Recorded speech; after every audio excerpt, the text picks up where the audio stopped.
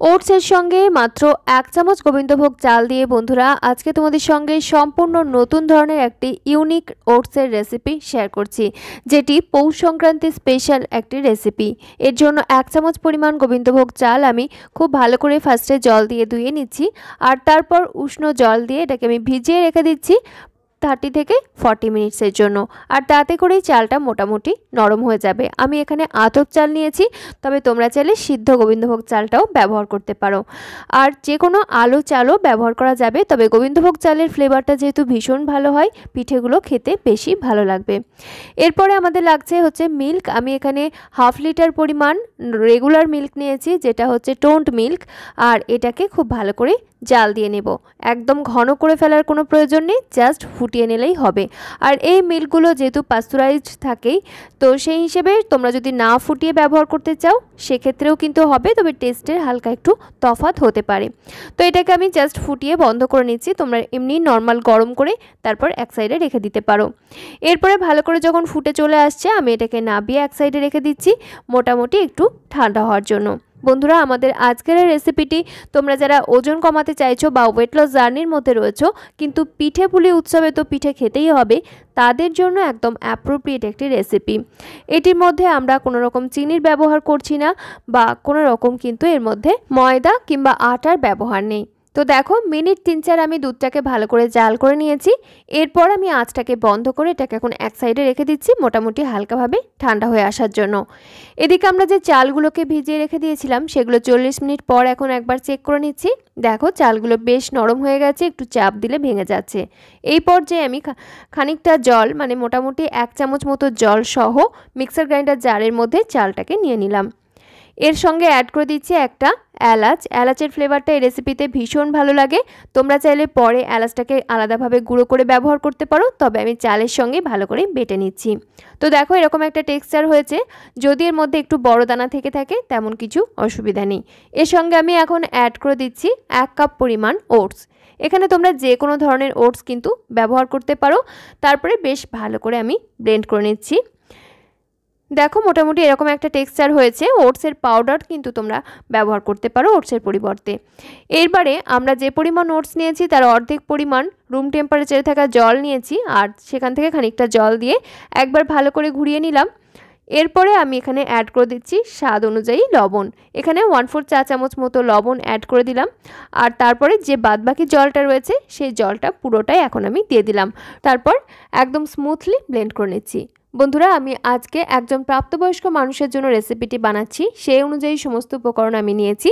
তোমরা চাইলে পরিমাণগুলো কম কিংবা বেশি করতে পারো। দেখো, বেশ সুন্দর একটা ক্রিমের মতো টেক্সচারের একটা ব্যাটার তৈরি করে নিয়েছি। ব্যাটারের ঘনত্বটা ঠিক এরকমই হবে, এর থেকে স্মুথ করে বাটলেও কোনো রকম অসুবিধা নেই, বরঞ্চ ভালোই হবে। এরপরে এদিকে আমি একটা কড়াই বসিয়ে নিয়েছি, আর এর মধ্যে দিয়ে দিলাম 1/2 চা চামচ পরিমাণ ঘি। আর এই 1/2 চামচ ঘি দিয়েই কিন্তু আমাদের পুরো রেসিপিটা কমপ্লিট হয়ে যাবে। ঘিটা পুরোপুরিভাবে মেল্ট হতে হবে এবং চারিদিকে সুন্দর করে স্প্রেড করে নিচ্ছি। এখানে তোমরা ঘিয়ের পরিবর্তে সমপরিমাণ বাটার ব্যবহার করতে পারো, কিন্তু এই রেসিপিতে কোনো রকম তেল ব্যবহার করো না, তাতে করে টেস্টটা একদমই ভালো লাগবে না, ফ্লেভারটাও একদমই ভালো লাগবে না। এরপরে আমরা যে ব্যাটারটা তৈরি করে রেখেছিলাম সেখান থেকে অল্প অল্প করে মিশ্রণ নিয়ে একটা ছোট্ট চামচের সাহায্যে এরকম ছোট ছোট করে অ্যাড করে নিচ্ছি। অনেকটা বাতাসার মতো আকৃতির তৈরি করে নিচ্ছি। তোমরা নিজের পছন্দ অনুযায়ী আকৃতির করতে পারো, তবে এই রেসিপিটা এরকম ছোট ছোট বাতাসার মতো তৈরি করে নিলে করতে যেমন সুবিধা হয়, ঠিক সেরকম খেতেও দুর্দান্ত লাগে। তো একটা ব্যাচে আমি বেশ কয়েকটা করে দিয়ে নিচ্ছি। একটু ফাঁকা ফাঁকা করে দিতে হবে, না হলে আবার একে অপরের গায়ে আটকে যেতে পারে। এভাবে করে তৈরি করে নিচ্ছি। এর থেকে কম পরিমাণ ঘি কিন্তু তোমরা ব্যবহার করতে পারো, তবে আমি এই পরিমাণই দিয়েছি। এরপরে এগুলোকে আমি উল্টে পাল্টে নিচ্ছি। মোটামুটি 1.5 থেকে 2 মিনিট করে টাইম লাগবে একটা ব্যাচের এই ওটসের বাতাসাগুলো তৈরি করতে। এগুলো দেখতে কিন্তু ভীষণ ভালো লাগছে, বাচ্চাদের ভীষণই পছন্দ হবে। আর তাছাড়াও এটা কিন্তু বাচ্চাদের জন্য ভীষণ হেলদি একটা রেসিপি, ভীষণ টেস্টি তো বটেই। তোমরা মাঝে মধ্যে কিন্তু বাচ্চাদেরকে সকাল বা বিকেলে টিফিনে বানিয়ে দিতে পারো। ওরা যেমন খেতে পছন্দ করবে, ঠিক সেরকম স্বাস্থ্যের জন্য ভীষণ উপকারী। তাছাড়াও তোমাদের ওয়েট লস জার্নিতে যখনই সুইট ক্রেভিংস হচ্ছে তখনও কিন্তু এটা বানিয়ে নিতে পারো। খুব কম সময়ের মধ্যে যেমন তৈরি করে নেওয়া যায়, ঠিক সেরকম খেতে কিন্তু দুর্দান্ত হয়, আর বেশ স্বাস্থ্যকর তো বটেই। তো দেখো, দুটো ব্যাচে আমি পুরো ব্যাটারটা এরকমভাবে তৈরি করে নিয়েছি আর দেখতে কিন্তু ভীষণ সুন্দর লাগছে। একটা প্লেটের মধ্যে ঢেলে রেখে দিলাম, হালকাভাবে ঠান্ডা হয়ে গেলে তৈরি করতে সুবিধা হবে। এরপরে আমি ওই কড়াইতেই নিয়ে নিলাম আগের থেকে জাল করে রাখা দুধটা, আর তারপরে এখানে আমি অ্যাড করে দিচ্ছি যে পরিমাণ ওটস নিয়েছি তার সম পরিমাণ নলেন গুড়। এখানে তোমাদের হাতের কাছে নলেন গুড় থাকলে ব্যবহার করতে পারো, কিংবা খেজুরের গুড় ব্যবহার করতে পারো, অথবা যদি তোমরা জ্যাগারি পাউডার চাও ব্যবহার করতে পারো, কিংবা মিষ্টি স্বাদের জন্য মিছরিও ব্যবহার করা যাবে। তবে খেজুরের গুড় ব্যবহার করলে সবথেকে বেশি সুন্দর লাগে। 1 চিমটের মতো লবণ দিয়েছি, কারণ মিষ্টি খাবারের মধ্যে সামান্য একটু লবণ দিলে টেস্টটা দ্বিগুণ হয়ে যায় প্রায়।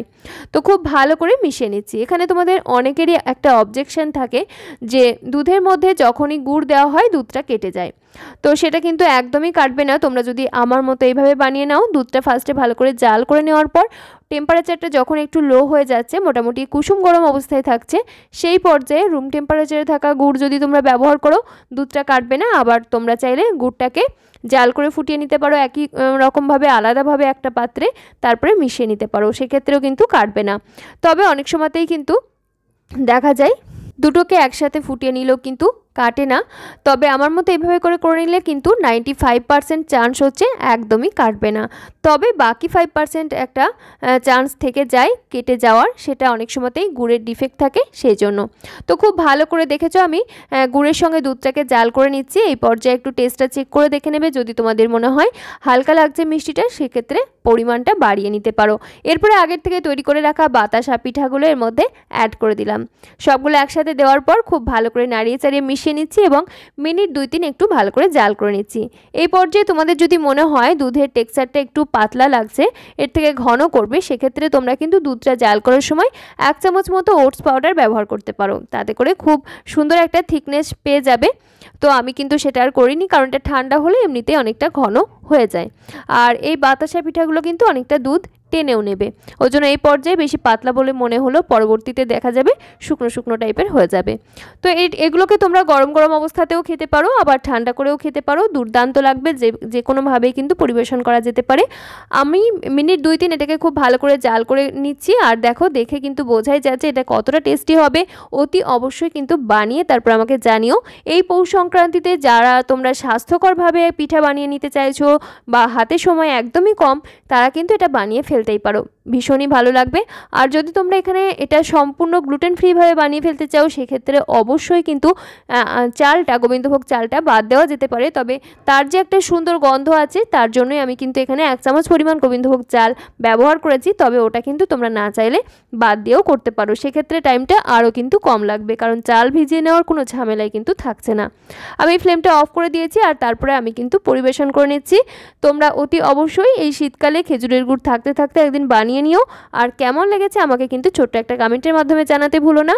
ভালো লাগলে একটা লাইক করো, আর তোমার আত্মীয় পরিজনদের সঙ্গে শেয়ার করতে পারো, যাতে তারাও এরকম সুন্দর স্বাস্থ্যকর রেসিপিগুলোর সন্ধান পেয়ে যায় এবং বাড়িতে বানিয়ে নিতে পারে। আজকের মতো তাহলে এখানেই বিদায় নিচ্ছি, ফিরে আসছি খুব তাড়াতাড়ি পরবর্তী নতুন কোনো হেল্পফুল এবং হেলদি রেসিপি নিয়ে। সকলে খুব ভালো থেকো, সুস্থ থেকো, সাবধানে থেকো এবং অতি অবশ্যই বাড়ির সবাইকে ভালো রেখো।